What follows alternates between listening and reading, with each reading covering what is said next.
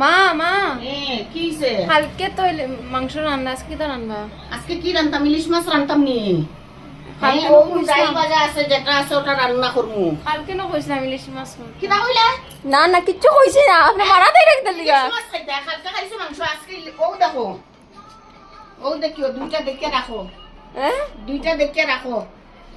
কি কিটা করমু? কিটা করতা কিটা করতাম কইতাম না, সিমেন্ট 2 বোতল 2 বস্তা নাইমু।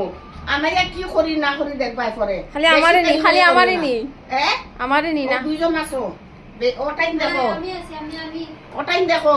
আমি আছি মাই খাইতে খাইছো মাংস, আজকে কি রান্তাম নাইনি? রানমু ইলিশ মাছ, রানমু তোমার রান লাগিয়া।